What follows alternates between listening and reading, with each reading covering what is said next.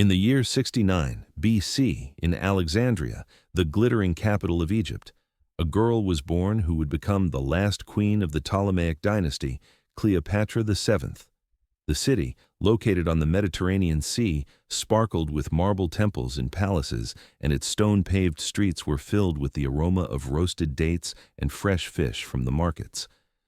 The newborn was born in a luxurious palace where the floors were decorated with mosaics depicting the Nile, and servants in linen tunics served wine in clay jugs. But behind this luxury there was anxiety.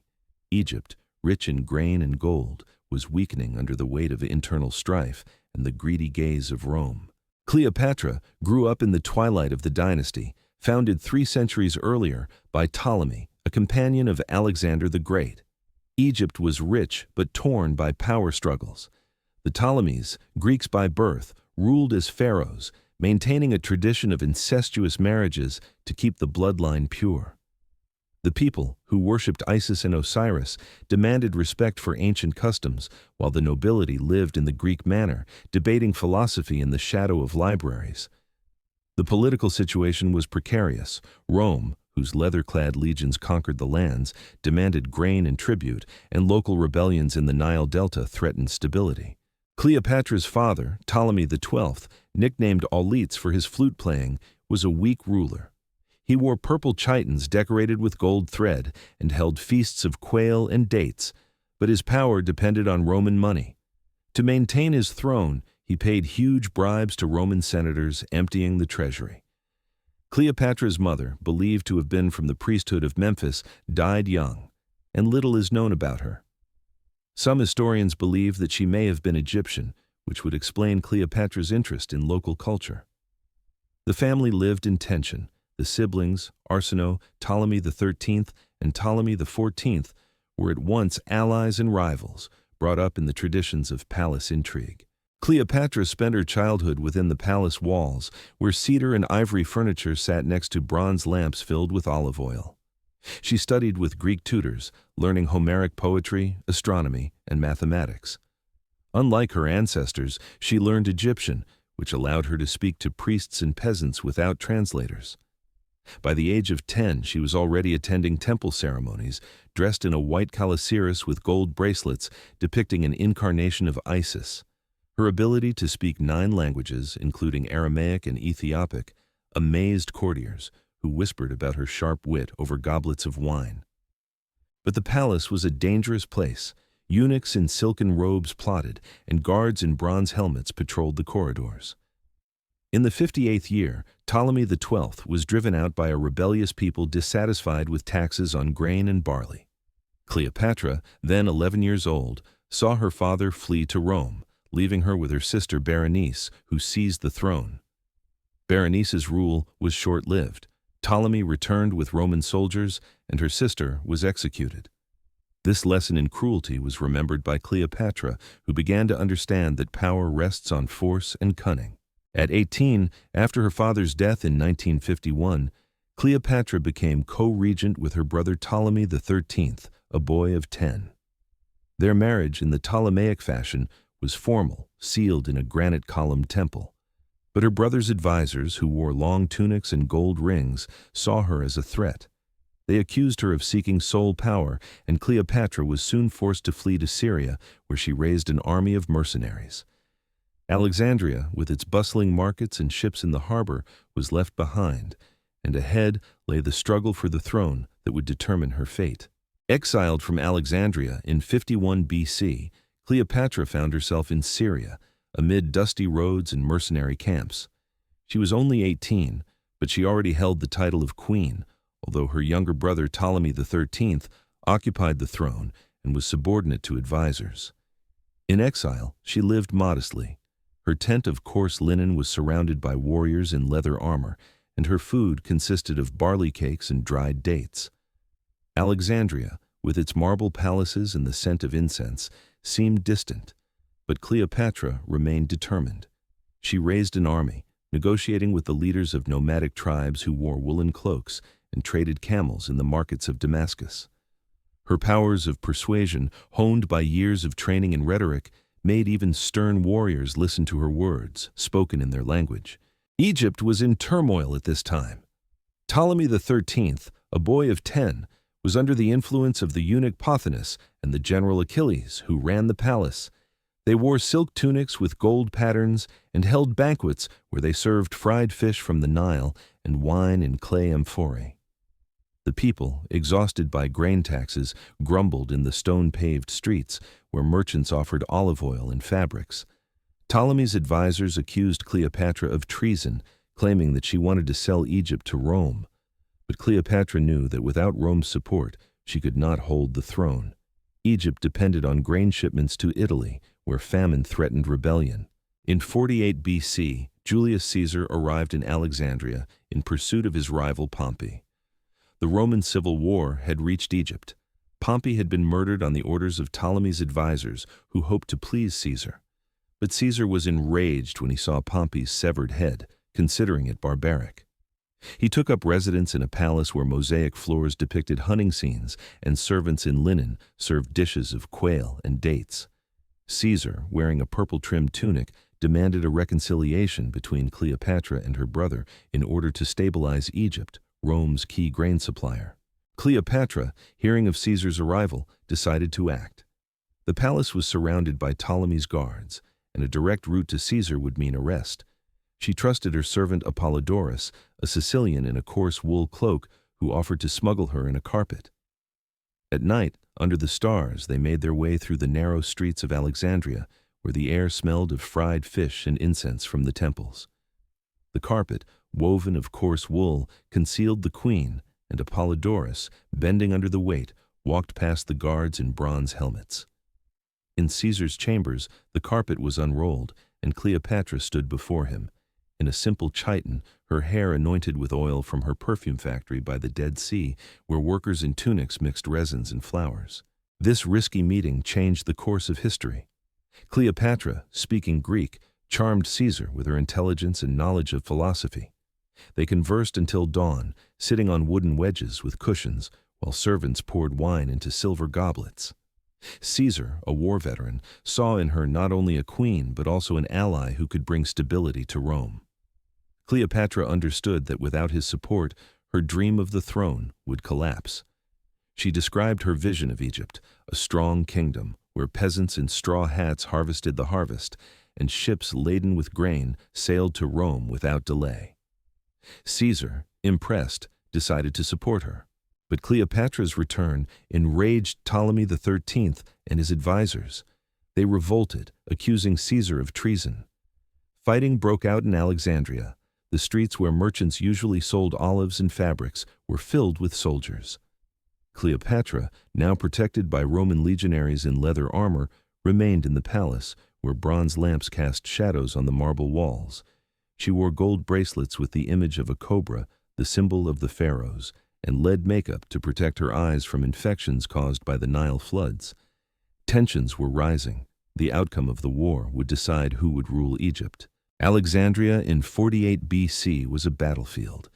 The streets, usually filled with the hubbub of merchants selling olives, dates, and linen, now echoed with the clash of swords and the shouts of soldiers. Julius Caesar's Roman legionaries, in leather armor and bronze helmets, were fighting against the troops of Ptolemy XIII, led by the general Achilles. Cleopatra, sheltered in her palace, felt the marble and granite walls tremble under the footsteps of the guards. She wore a white calasiris adorned with gold bracelets with the image of a cobra, and followed the progress of the war through the reports of messengers who made their way through narrow alleys smelling of fried fish and incense from the temples. Caesar, who had occupied part of the palace, fortified his position. His soldiers, accustomed to the Gallic forests, now guarded the entrances where bronze statues of the pharaohs stood. He ate modestly, spelt bread and dried fruit, but his mind was occupied with strategy. Cleopatra, seated on a wooden wedge with cushions, discussed plans with him while servants in linen tunics poured wine into silver cups. She proposed the use of the navy. Egyptian ships of cedar with purple sails could cut off the enemy from the sea. Caesar, impressed by her knowledge of tactics, agreed, but his forces were small, only 4,000 legionaries against Ptolemy's army. The war dragged on. Ptolemy's advisors, the eunuch Pothinus and Achilles, incited the people, accusing Cleopatra of betraying Egypt for Rome. In the markets where olive oil and barley were usually sold, people now whispered of her affair with Caesar. Cleopatra knew about these rumors, but she had other things on her mind. She was expecting reinforcements from Syria, where her mercenaries in woolen cloaks were preparing to march. She sent messengers across the deserts, where camel caravans carried spices, with orders to speed up the march. The conflict soon spilled over to the sea. Caesar, in an effort to weaken the enemy, ordered part of the Egyptian fleet to be burned in the harbor. The flames engulfed the ships and spread to the warehouses near the shore where the scrolls of the Great Library were kept. Historians argue about how badly the library was damaged. Some claim that only the warehouses burned, others that thousands of texts were lost. Cleopatra was devastated when she learned of this. The library where she had studied as a child, reading scrolls on papyrus, was the heart of Alexandria. But war did not wait. She continued to coordinate the supply of grain and weapons to support Caesar. The decisive moment came when reinforcements arrived from Syria. Cleopatra's army, reinforced by Roman allies, clashed with Ptolemy's forces at the Nile. The battle was fierce. Egyptian soldiers in linen loincloths fought with spears, while the Romans advanced with short swords. Ptolemy XIII, trying to escape in a papyrus boat, drowned in the river. His body was never found. Historians confirm that his death in 48 BC ended the war. Cleopatra, now co-regent with her younger brother Ptolemy XIV, returned to the palace. She entered the throne room, where granite columns rose above a mosaic floor depicting the gods. Her white chiton was adorned with pearls, and her makeup of ochre and lead underscored her resolve. The people greeted her with hope. She had reduced the grain tax to appease the straw-hatted peasants working in the fields. But she was still worried. Her alliance with Caesar, now her lover, was causing whispers among the courtiers. 9 months later, she gave birth to a son, Caesarion, declaring him her heir. The decision, made in a chamber with bronze lamps, strengthened her power but made her a target for her enemies, who saw the child as a threat to Rome. Cleopatra, who had consolidated her power after the death of Ptolemy XIII, now ruled Egypt as queen, with her younger brother Ptolemy XIV as nominal co-regent. Alexandria was slowly coming back to life. The markets were once again filled with merchants selling olives, dates, and linen, and the stone-paved streets echoed with the voices of vendors. But in the palace, where the mosaic floors depicted scenes from the lives of the gods, there was unease. Cleopatra, dressed in a white chiton with gold bracelets, was tending the newborn Caesarion, wrapped in soft linen swaddling clothes. She was declaring him Caesar's son, causing whispers among the courtiers, dressed in silk tunics and gold rings. It was a risky move. Rome might see the child as a pretender to power. Julius Caesar, who remained in Egypt after the war, enjoyed luxury. He and Cleopatra traveled the Nile in the royal barge, made of cedar, with purple sails and feather fans. Servants served dishes of fish fried in olive oil and dates while they discussed politics. Caesar, in a purple-bordered tunic, admired her knowledge of astronomy. Cleopatra showed him the stars above the river, where peasants in straw hats harvested the fields. But his stay was protracted, causing discontent in Rome, where senators in togas argued about his absence. In 1947, Caesar returned to Rome, leaving Cleopatra in Alexandria. She concentrated on governing, reforming the calendar, adding a leap year to sync with Rome's, and reducing grain taxes to appease the populace. Her perfume factory by the Dead Sea was in full swing, with workers in tunics mixing resins and flowers to produce scents for export. Cleopatra wore these oils on her skin to keep her fresh in the hot climate. But worries were growing. Her brother Ptolemy XIV, now 14, could become a threat under the influence of the eunuchs. In 146, Caesar invited Cleopatra to Rome. She arrived on a gold-trimmed ship, accompanied by an entourage in Greek chitons. In Rome, she was housed in a villa across the Tiber, where the cedar and ivory furniture recalled Egyptian luxury. Rome's cobbled streets were lined with merchants selling spelt bread and olives, but the Romans eyed her with suspicion. Cleopatra wore silk dresses with pearls, and her ochre makeup attracted the attention of the women at the tables. She attended Caesar's banquets, where wine was served in silver cups and venison, but she felt hostility.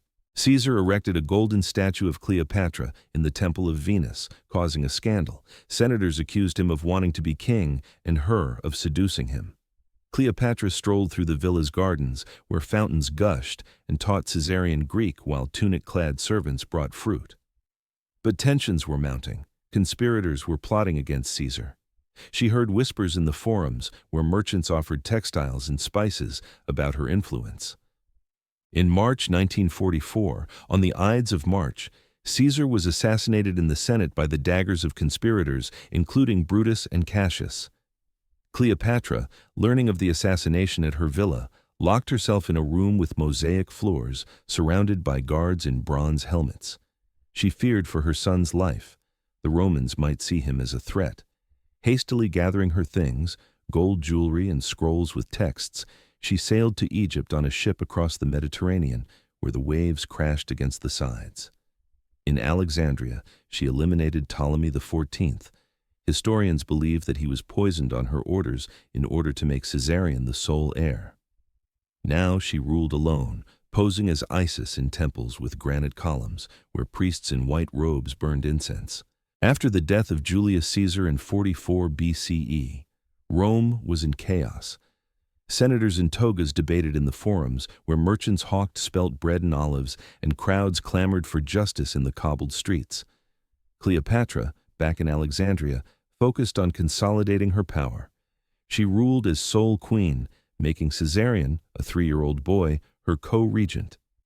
In a palace where mosaic floors depicted scenes from the life of Isis, she held councils from an ivory throne. Servants in linen tunics served dates and wine in clay jars, but the atmosphere was tense, as courtiers whispered about Egypt's future without Roman support. In Rome, Mark Antony, Octavian, and Lepidus formed a second triumvirate to avenge Caesar. They wore purple-bordered tunics and shared power, but the intrigues continued. Antony, a veteran of the wars, took control of the East, including Egypt.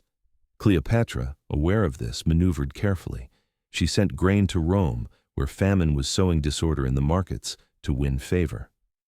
But her sister Arsinoe, exiled to Ephesus, remained a threat, living in the temple of Artemis, where white-robed priests performed rituals and plotting. In 1941, Antony summoned Cleopatra to Tarsus, a city in Cilicia, to explain her support for Cassius, one of Caesar's assassins. It was a risk. Refusal could lead to war. Cleopatra, in a silk gown with pearls, had prepared carefully. Instead of a modest arrival, she arrived on a golden barge with purple sails, dressed as Aphrodite. Her servants, dressed as Cupids, fanned with feathers, and the scents from her factory by the Dead Sea filled the air. The barge sailed down the Cydnus River, where fishermen in papyrus boats fished, and stopped at the shore where Antony waited. Antony, in a gold-patterned tunic, was smitten. He invited her to a banquet, but Cleopatra took the initiative, inviting him onto a barge. There, under a silken canopy, servants served dishes of quail, fish, and dates on gold plates. They conversed all night. Cleopatra, speaking Greek, convinced him of her loyalty, citing her alliance with Caesar. Antony, charmed by her intelligence and beauty, forgave her. Their relationship became intimate. They spent the winter in Alexandria, throwing banquets in a palace with marble columns. In Alexandria, they founded the incomparable Livers Club, where nights were spent in luxury. Antony, disguised in a Greek chiton, wandered incognito through the markets where merchants sold olive oil and fabrics and engaged in mischief. Cleopatra, wearing ochre makeup, laughed, but inwardly she worried about Rome. She gave birth to twins, Alexander Helios and Cleopatra Selene, in the 40th year, cementing the alliance.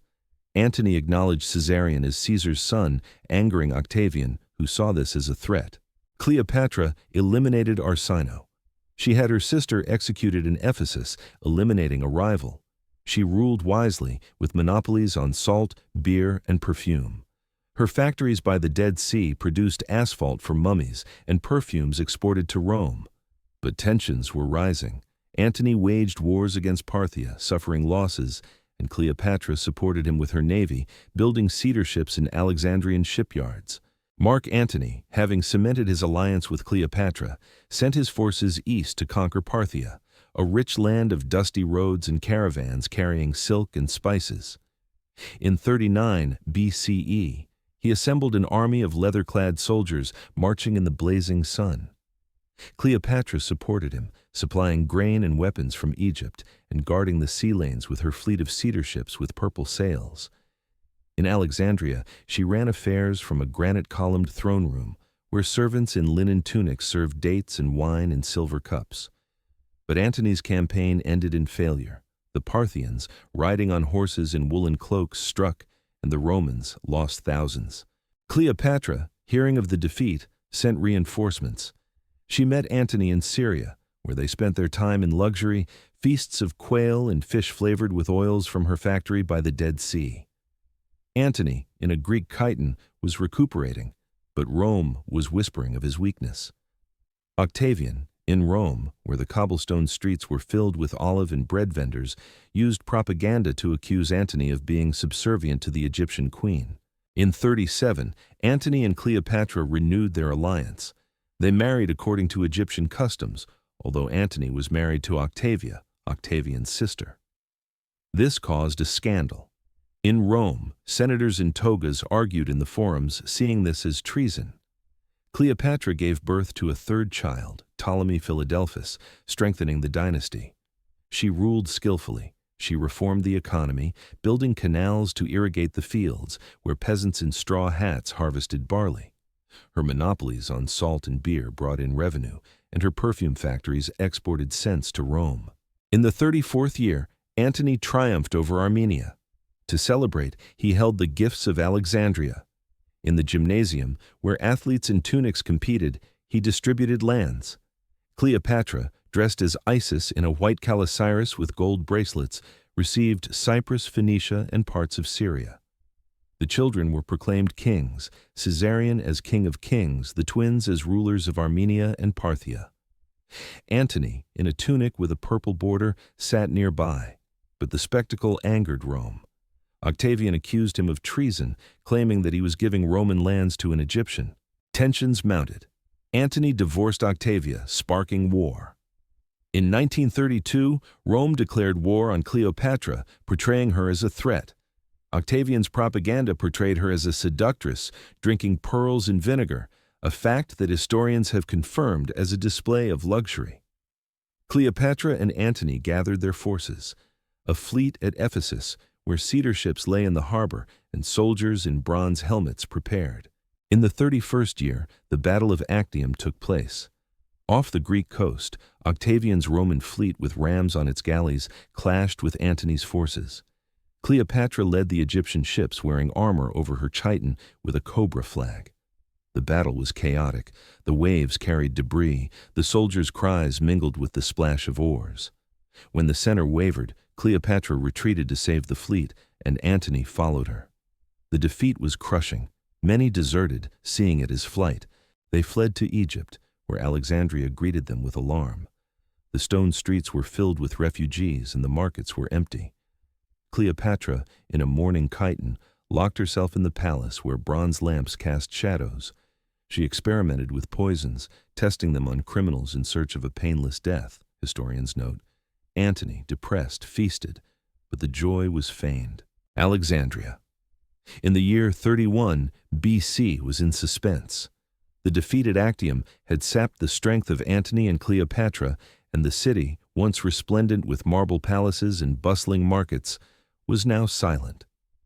The stone-paved streets were filled with refugees in tattered tunics seeking shelter, and the merchants who usually sold olives, dates, and linen were closing their shops for fear of plunder.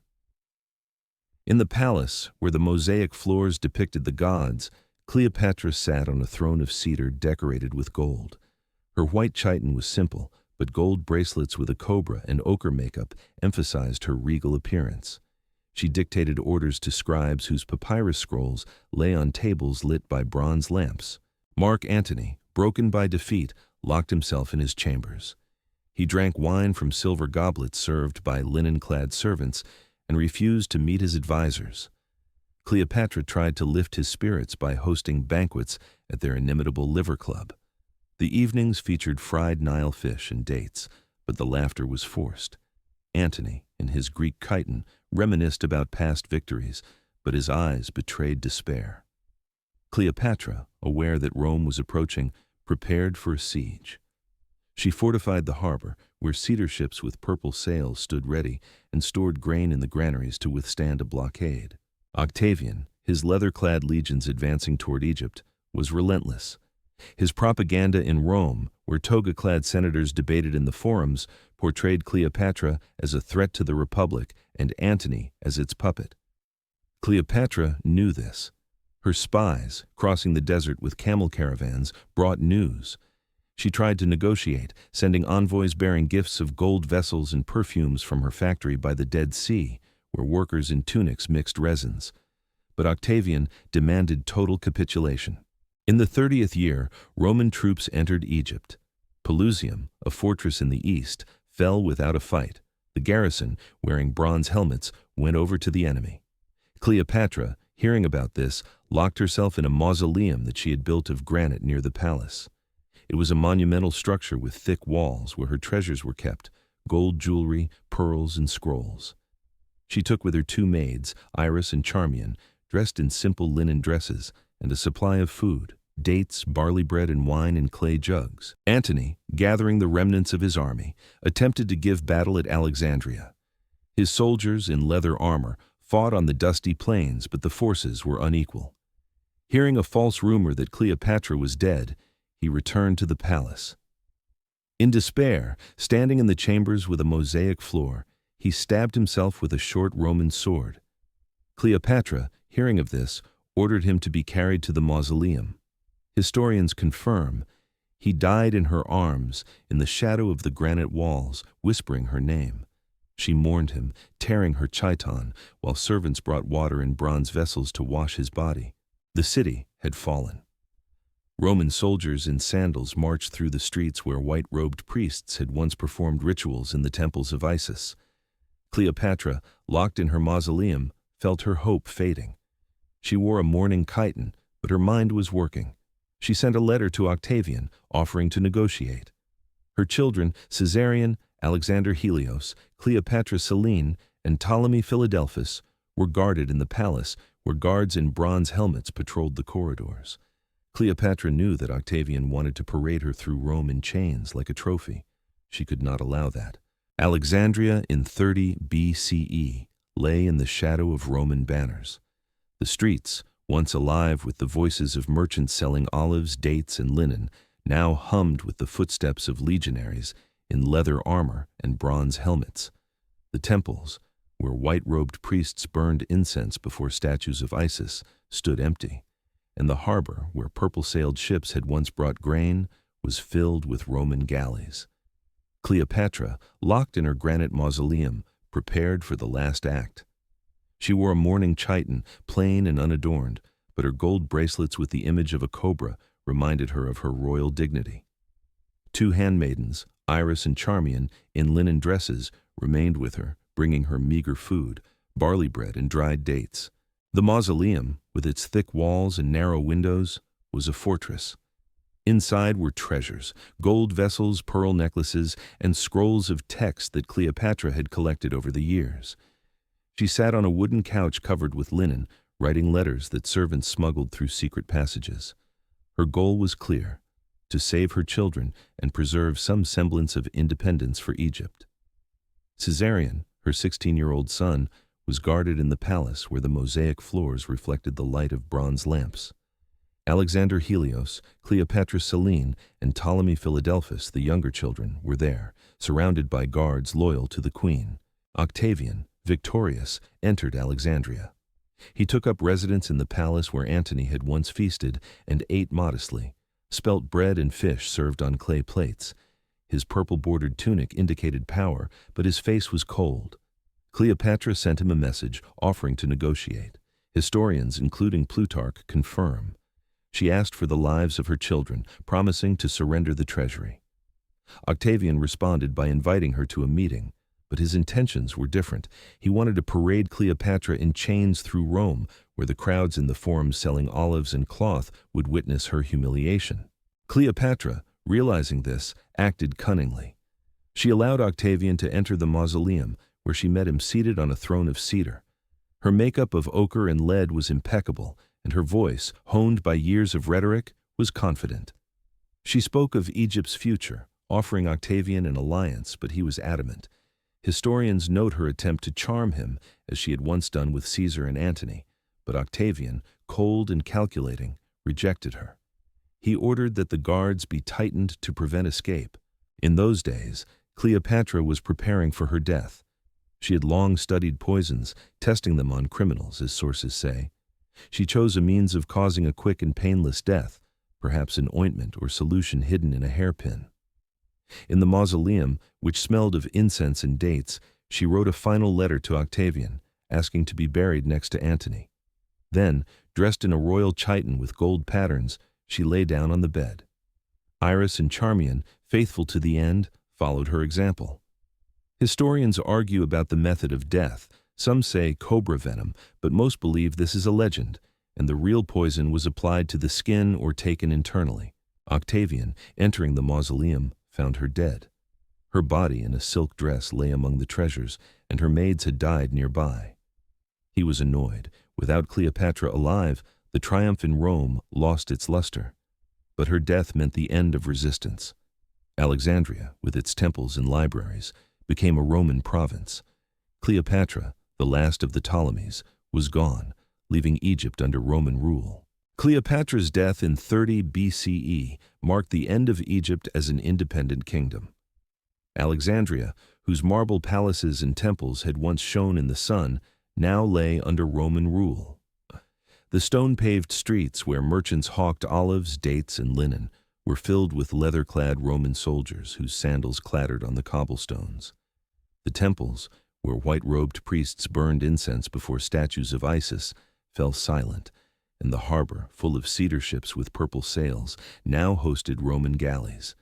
Cleopatra's mausoleum, somber and silent, became her final refuge, where granite walls held her body, dressed in a royal chiton with gold patterns, next to her faithful handmaidens Iris and Charmian.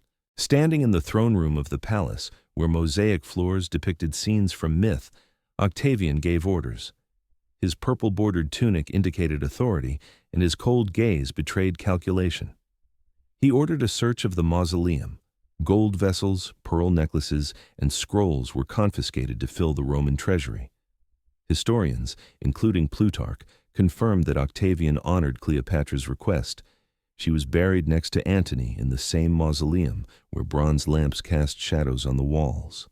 But her children, the hope of the dynasty, faced a different fate. Caesarion, the 16-year-old son of Cleopatra and Caesar, was declared an enemy of Rome. He tried to escape to India through the deserts where camel caravans carried spices, but was betrayed and captured. Historians agree. Octavian had him executed, seeing him as a threat as Caesar's heir. Alexander Helios, Cleopatra Selene, and Ptolemy Philadelphus, the youngest children, were sent to Rome. They were carried across the Mediterranean by ship, where the waves crashed against the sides, and Roman guards in bronze helmets watched over them. In Rome, they were paraded in chains during Octavian's triumph. Crowds in the forums where spelt bread and olives were sold gawked at the queen's children. Cleopatra Selene, a 10-year-old girl and the only child to leave her mark on history, was raised by Octavia, Octavian's sister, in a Roman villa with cedar furniture and fountains. Selene later married Juba II, king of Mauritania, and ruled in Egyptian traditions. She wore pearl chitons and ordered perfumes reminiscent of her mother's factory by the Dead Sea. Alexander Helios and Ptolemy Philadelphus disappeared from the annals. Historians speculate that they died in Rome, perhaps from illness or by secret order. Egypt became a province of Rome. Octavian, soon to take the name Augustus, appointed a governor who ruled from Alexandria. The great library, destroyed by fire during Caesar's reign, survived, but its glory was fading. Straw-hatted peasants continued to toil in the fields of the Nile, harvesting barley and wheat, but the harvest was now sent to Rome, where famine was a constant threat. Cleopatra's perfume factories, where workers in tunics mixed resins, came under Roman control, as did the monopolies on salt and beer. Cleopatra left a contradictory legacy. To the Romans, whose propaganda portrayed her as a seductress, She was a symbol of vice. Plutarch and Dio Cassius described her as a woman whose charisma and intelligence eclipsed her beauty.